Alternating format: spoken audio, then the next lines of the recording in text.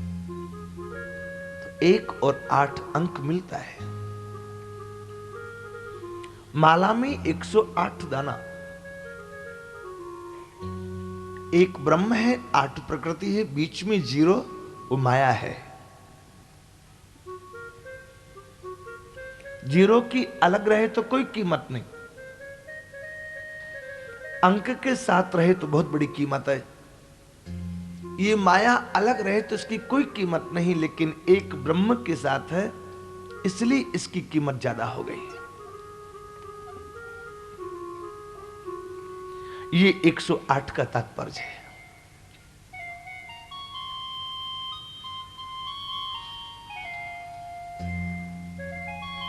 ब्रह्म, जीव और माया ये तीनों मिलके 108 का अंक हुआ। ये विशिष्टाद्वैत सिद्धांत है। अद्वैत कहता है ब्रह्म सत्यम जगन मिथ्या। ब्रह्म सत्य है, संसार मिथ्या है। लेकिन हमारे विशिष्ट अद्वैत सिद्धांत ने कहा यदि ब्रह्म सत्य है तो उस ब्रह्म का संकल्प इस संसार के रूप में प्रकट हुआ, वो भी सत्य है।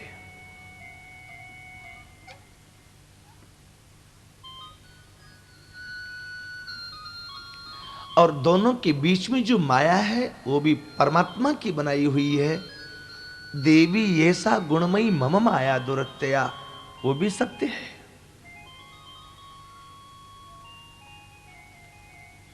यहां मिथ्या कुछ है ही नहीं। यदि मिथ्या होती तो परमात्मा बनाता क्यों? आपने अपना घर बनाया, आपने अपनी समझ के अनुसार जो भी बनाया वो आपके लिए जरूरत थी इसलिए बनाया। बिना जरूरत के तो एक ईंटा भी नहीं लगवाते आप। बिल्कुल ऐसे ही परमात्मा ने जो भी कुछ बनाया वो उन्होंने हमारी आवश्यकता के अनुसार बनाया है।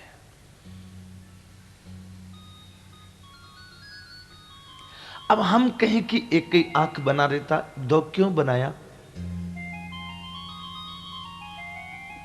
यदि एक बल्ब फ्यूज हो गया होता तो अंधे ही हो गए होते ना। ठाकुर ने एक एक्स्ट्रा बनाया कि एक बल्ब में रोशनी कम भी हो तो चलो दूसरे से कम चलेगा ना।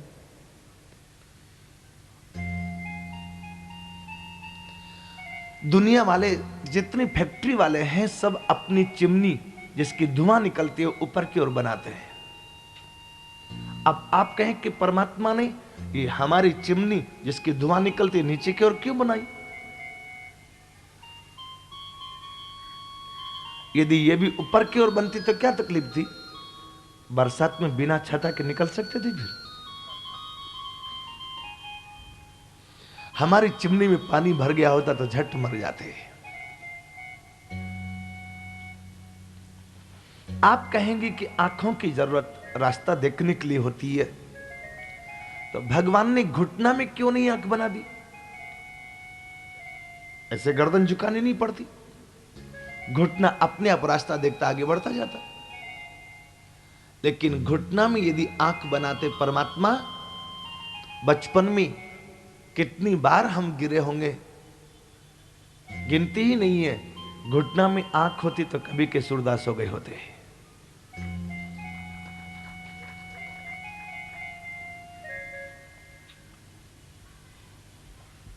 परमात्मा ने जो भी बनाया हमारे लिए बहुत सोच समझ के बनाया। आप बताओ यदि घुटना में आंख होती, मुंह यहां होता और ये नाक पीठ में हो गई होती, और हमें भोजन करना होता तो कितनी देर में करते? घुटना उठा उठा के देखते कि दाल कहां रखी, चावल कहां रखा है, सब्जी कहां, ऐसे देखते ना। फिर उठा करके उसको नाक को दिखाते कि खाने लायक है कि नहीं, देख। और फिर खाते तो 24 घंटा इसी में खत्म हो गया होता। भगवान ने जो भी बनाया है हमारे लिए बहुत आवश्यक और उपयोगी है। एक व्यक्ति जंगल के रास्ते से जा रहा था, उसने देखा नदी किनारे लता लगी हुई है, उसमें इतने बड़े बड़े तरबूज है। एक आम का पेड़ बहुत बड़ा, कैरी बोलते हैं आप लोग,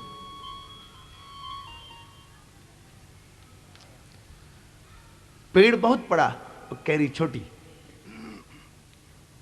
उसने कहा भगवान तूने ना समझी की, अरे छोटी लता में छोटा फल लगाता, बड़े पेड़ में बड़ा बड़ा फल लगाता तो क्या तकलीफ थी। जाते जाते रास्ते में थक गया, एक आम के पेड़ के नीचे लेटा, लेटते ही एक आम टूट के नीचे गिरा, नाक पर खून निकल आया। तो उसने कहा हे प्रभु तू बहुत समझदार है, तूने मेरी बुद्धि से काम लिया होता तो इतना सा फल गिरा तो नाक से खून निकला, इतना बड़ा यदि कहीं तरबूज गिर गया होता तो पूरा खोपड़ा और पूरा थोबड़ा चेंज हो जाता।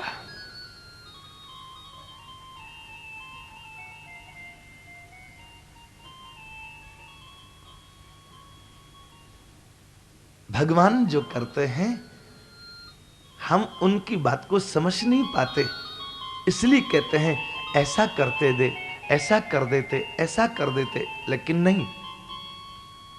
हमारे वृंदावन में एक बड़ा प्रसिद्ध दोहा है,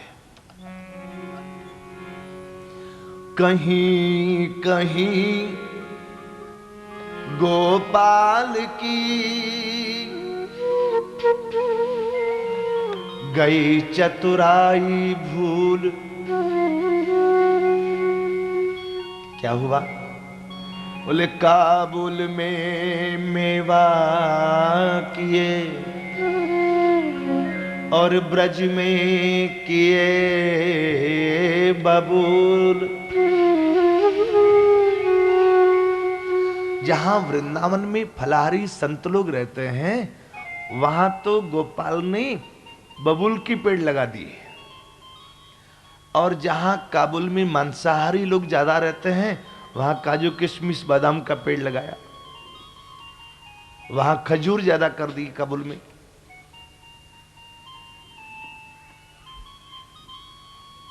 ये विचित्रता है। नहीं नहीं, ठाकुर ने बहुत सोच के किया, यदि वृंदावन में मेवा का पेड़ लग जाता तो फिर वहां भजन करने वाले नहीं रह पाते, फिर वो घूमने फिरने की जगह हो जाती है। इसलिए बबूल लगाए कि वहां साधारण आदमी नहीं आ सके, वहां कोई अलबेला व्यक्ति ही आ पाएगा।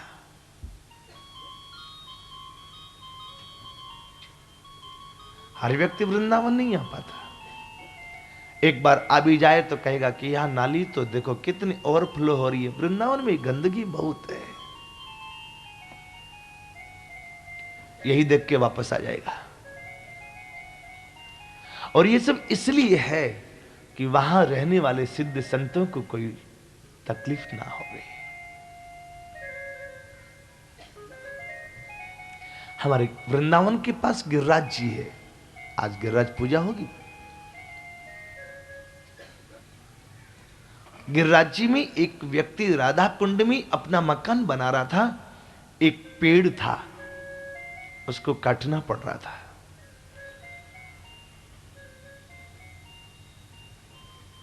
जैसी एक शाखा काटी, उस पेड़ में से आवाज आई, मुझे काटो मत, दर्द हो रहा है।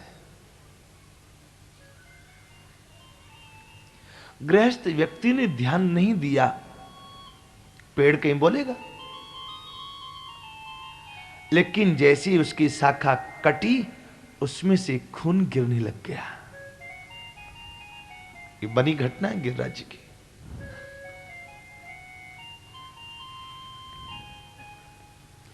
गिरिराज जी में एक संत हुए, श्री पूज्य पंडित जी महाराज धानघाटी लक्ष्मीनारायण मंदिर में बैठ के भजन करते थे। उनको स्वप्न हुआ, बाबा मुझे बचाओ ना, ये ब्रजवासी मुझे काट रहे हैं, मुझे बहुत तकलीफ हो रही है। बाबा गए वहां पर और बाबा ने कहा ये पेड़ नहीं है, ये तो जन्म जन्म की साधना करने वाले संत इस पेड़ के रूप में यहां पर है। ये तुम्हें मना करते हैं फिर भी तुम काट रहे हो। शाखा में से खून बह रहा है, क्या अभी भी तुमको विश्वास नहीं हुआ? और ब्रजवासी बहुत रोया, बाबा मुझे विश्वास हो गया अब, लेकिन अब जो कट चुकी शाखा उसका क्या करूं? बाबा ने गिरिराज के तलहटी में गड्ढा खुदवाया और उस शाखा को उस गड्ढे में दफनवाया। वृंदावन के पेड़ भी कोई साधारण पेड़ नहीं, वे भी कोई जन्म जन्म से साधना करने वाले महापुरुष हैं। यदि मेवा हो जाता तो कितनी भीड़ होती वहां पर। हमारे ब्रज के संत लोग दत्तवन तोड़ने के लिए भी वहां के पेड़ को नहीं काटते हैं। हमारे निम्बार्क संप्रदाय के जगत गुरु श्री श्रीजी महाराज, वे जब वृंदावन आते तो वृंदावन की सीमा के बाहर ही गाड़ी से उतर जाते, अपनी पादुका उतार देते और वहां से पैदल पैदल अपने कुंज तक जाते थे। ये वृंदावन की रज में मैं पादुका पहन के कैसे जाऊं, ये वृंदावन में मैं सवारी पर कैसे जाऊं।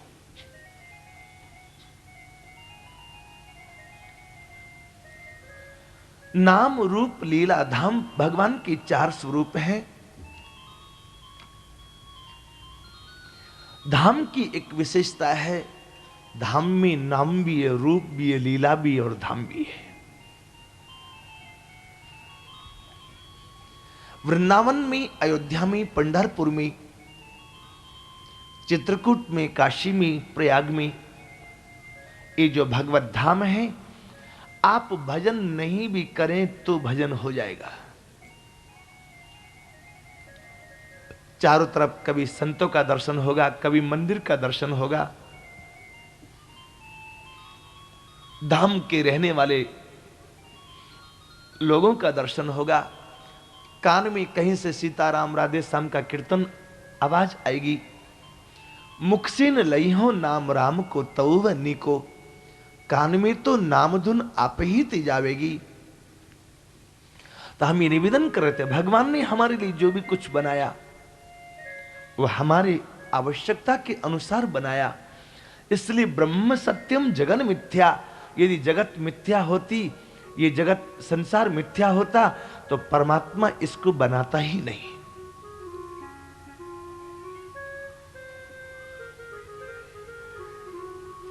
मूंगफली, सिंगदाना, उसके ऊपर जो छिलका होता है उसकी क्या जरूरत होती है, खाने काम नहीं आता। लेकिन यदि ऊपर में छिलका नहीं होता तो उसके दाने कैसे सुरक्षित रहते हैं।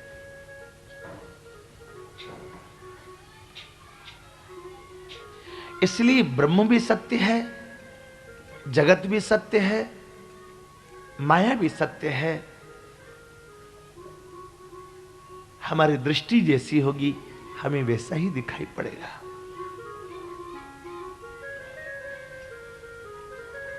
अठारह श्लोक एक ब्रह्मवाचक है, 8 प्रकृतिवाचक अंक है, इसलिए 18 श्लोकों में नंदोत्सव की चर्चा की है।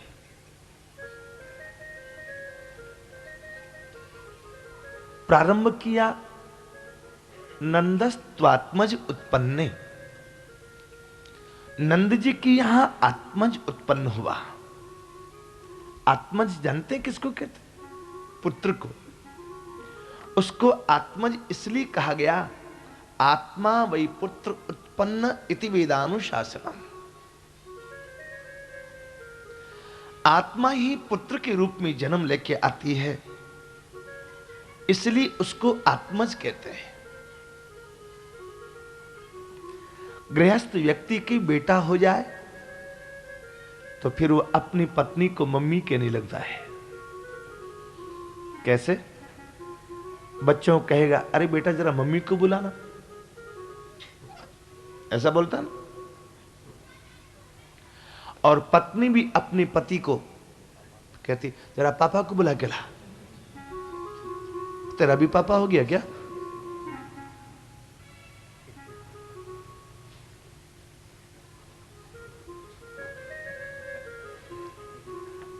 महाराष्ट्र में सांगली के पास में माधवनगर है एक। सांगली, माधवनगर, इचलकरंजी, ये सब कपड़ा की मंडी, बहुत धोतियों की विशेष रूप से।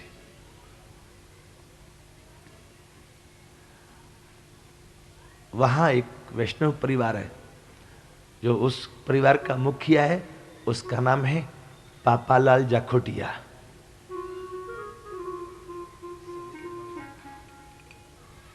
और पापालाल जाखोटिया को उसके पिताजी, उसकी माताजी, वो भी पापा ही कहते हैं। अब क्या कहे, और लोग मजाक करते, दुनिया बाप को पापा कहती है, लेकिन आप अपने बेटा को भी पापा कहते हैं। आत्मा वही जायते पुत्र इति वेदानुशासनम। आत्मा ही पुत्र के रूप में जन्म लेती है, इसलिए उसको आत्मज कहा गया।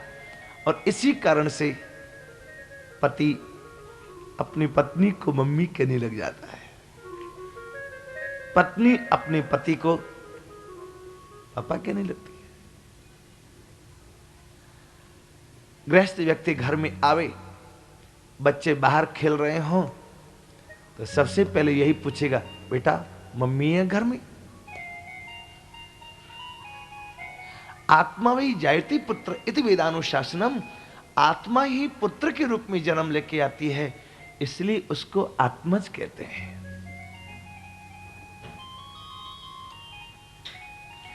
वसुदेव जी की यहां भी लाला का जन्म हुआ, नंद जी की यहां भी लाला का जन्म हुआ। ये एक ही परमात्मा कहां कहां जन्म ले लिए। अजी ये इनके लिए कोई बहुत बड़ी बात नहीं है, इनकी तो ये साधारण लीला है।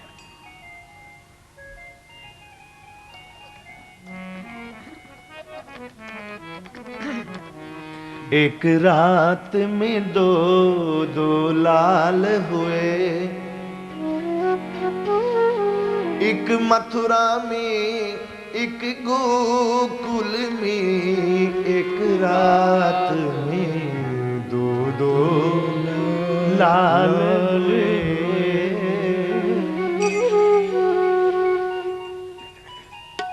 एक रात में दो जगह परमात्मा का प्राकट्य, यह बड़ी बात राम के नाही, जिमी घट कोटि एक रवि चाही, जिमी घट कोटि एक रवि चाही, जिमी घट कोटि।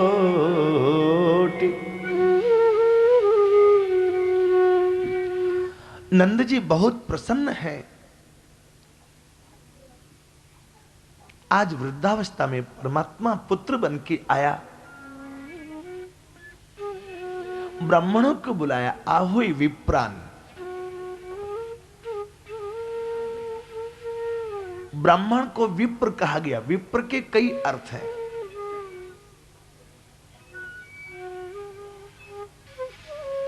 एक सबसे प्यारा अर्थ जो हमको लगता है, विप्र वे जो सबको विशेष प्रिय लगे, वे विप्र।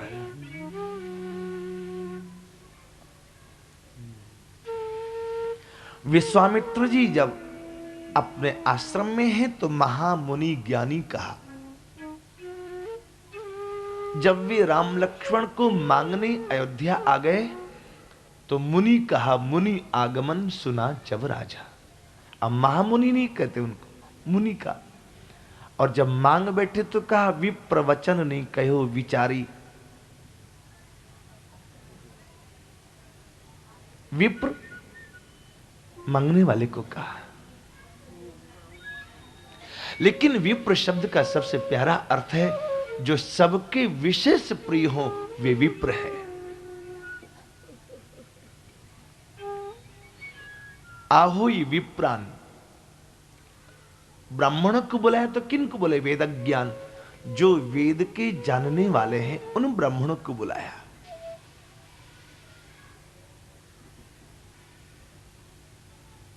चाय की होटल करने वाले को नहीं बुलाया, जूता की दुकान खोलने वाले को नहीं बुलाया, जो वेदों को जानने वाले ऐसे ब्राह्मणों को बुलाया।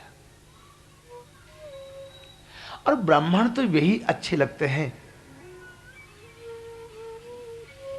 जिन्होंने अपने शास्त्रीय परंपरा के अनुसार जीवन बनाया हुआ है। आप कहीं जरूरी काम से जा रहे हो और यदि ब्राह्मण का दर्शन हो जाए तो आपका काम निश्चित पूरा होगा, सबसे अच्छा शगुन है। पर कब?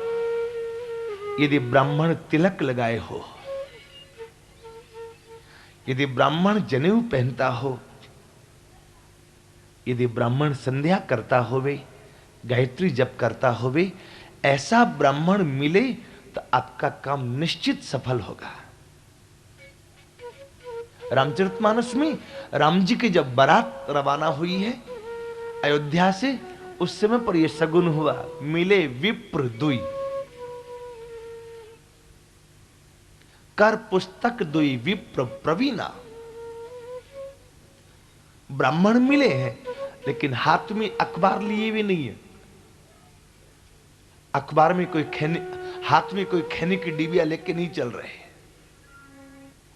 कर पुस्तक दुई विप्र प्रवीणा, जो ब्राह्मण का धन है विद्या, वो ग्रंथ लेकर के चलते हुए दिखाई पड़े।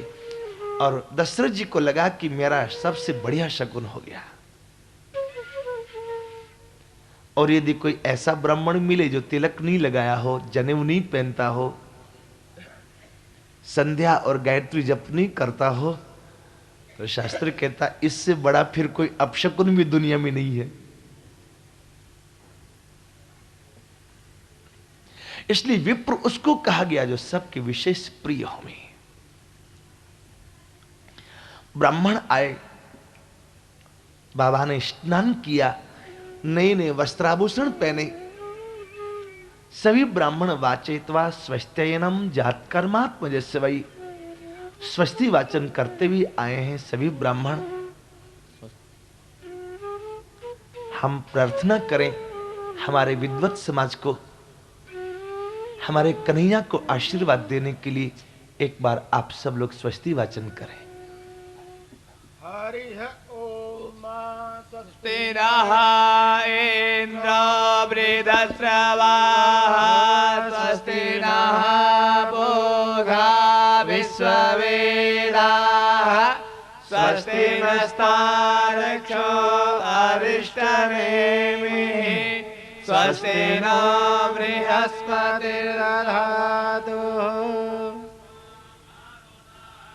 पुष्णिमातरः सुरञ्जनो विदते सुजग्मयः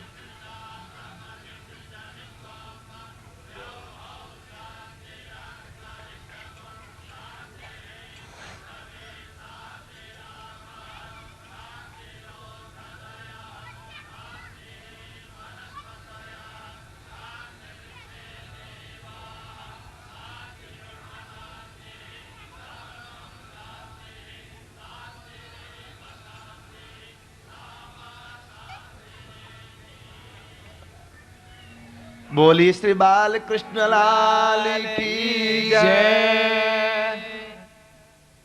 वाह, कितना सुंदर वेद मंत्रों का उच्चारण हो रहा था। राम जी ने लक्ष्मण जी को एक बात कही। वन यात्रा में जब वर्षा ऋतु आई तो वर्षा ऋतु में दादुर धुनि चहु दिशा सुहाए, चहु दिशा सुहाए।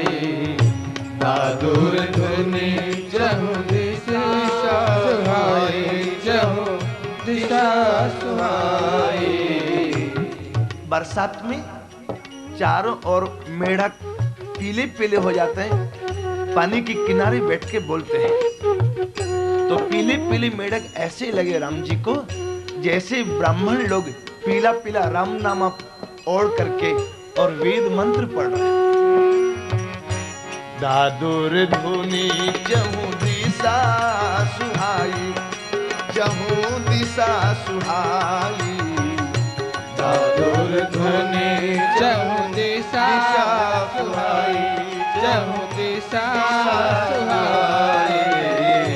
वेद पढ़ई जनु बटु समुदायी, जनु बटु समुदायी। वेद पढ़ई जनु बटु समुदायी, जनु बटु समुदायी। वेद पढ़ई जनु बटु समुदायी, जनु बटु समुदायी। वेद पढ़ई जनु बटु समुदायी, बटु समुदायी।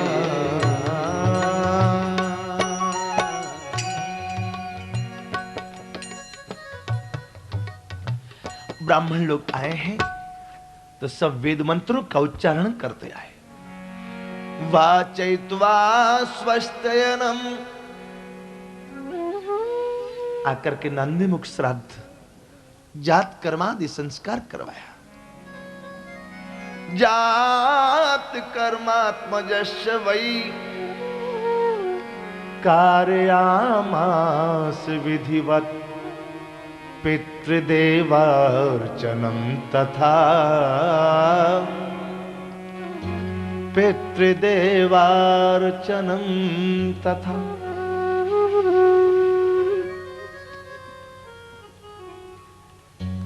ब्राह्मणों की पूजा हुई, पितरों की पूजा हुई, नंदीमुख श्राद्ध देवताओं की पूजा हुई। धेनु नाम न्यूते प्रादात,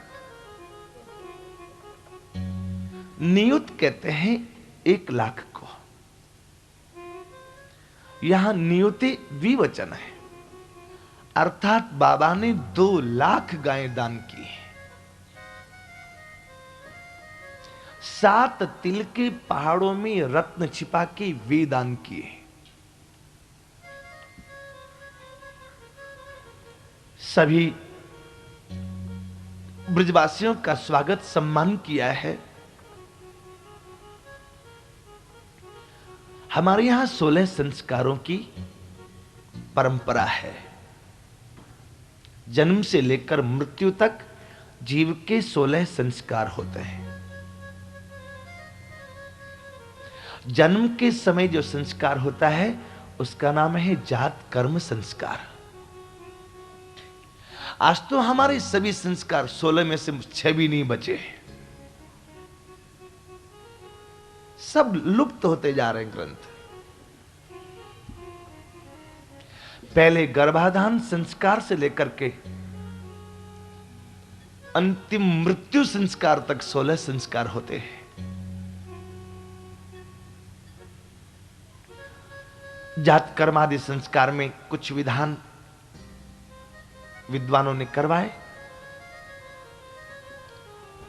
इसके बाद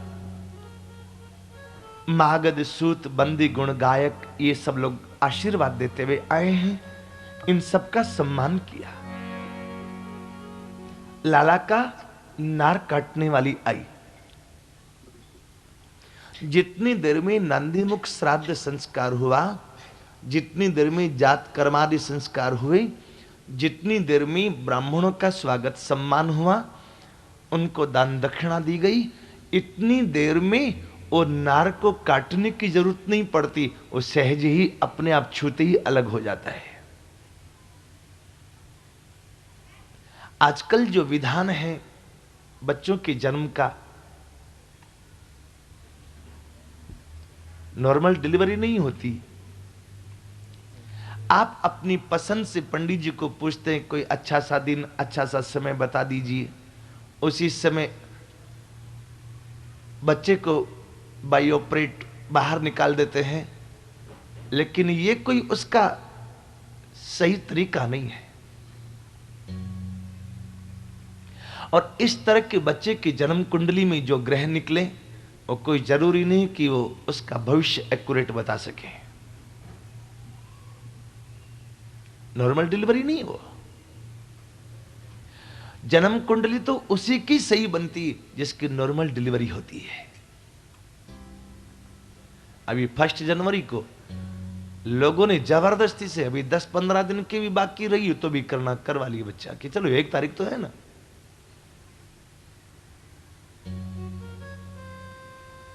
पहले हानि लाभ जीवन मरण जन्म और मृत्यु भगवान के हाथों थी, अब तो डॉक्टर के हाथों हो गई।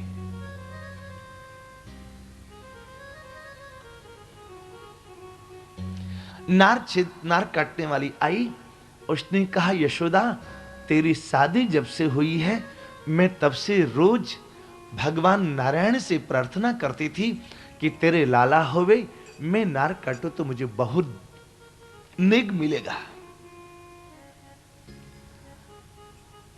यशोदा जी ने अपने गले में 9 लखा हार था, वो उसको दे दिया कि ले।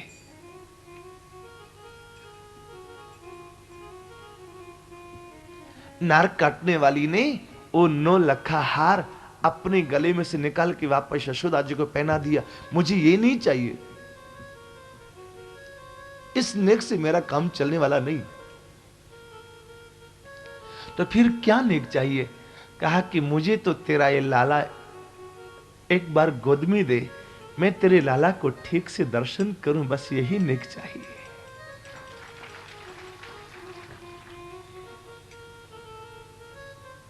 यशोदा जी ने लाला को उसकी गोद में दिया। कितनी देर तक वो रोती रही, उसकी अखंड समाधि लग गई लाला की गोद में आती। गोस्वामी जी ने संकेत किया, सर्वस दान दीन सबका हूं, लेकिन जही पावा राखा नहीं था, वो वापस कर दिया। तब लाला को यशोदा जी ने वापस लिया और कहा कि लाला तेरा ही है, लेकिन ये लाला की ओर से नेग लेगा। तो उन्होंने का हार भी दे दिया। इसके बाद नंद जी की बहन, छोटी बहन, 9 भाई हैं नंद जी, नंद, उपनंद, धरानंद, ऐसे ऐसे 9 भाई हैं। महानंद, ब्रह्मानंद, 9 भाई हैं। इनकी बहन का नाम है सुनंदा।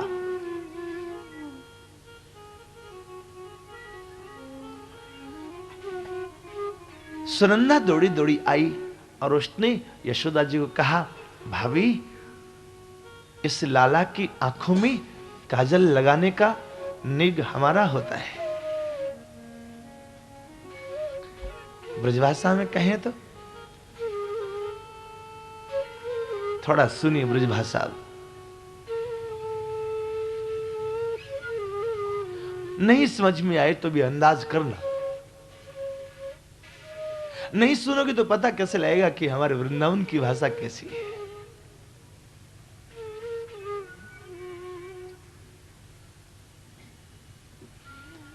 माझ्या वृंदावनच्या भाषा आहे ब्रजभाषा।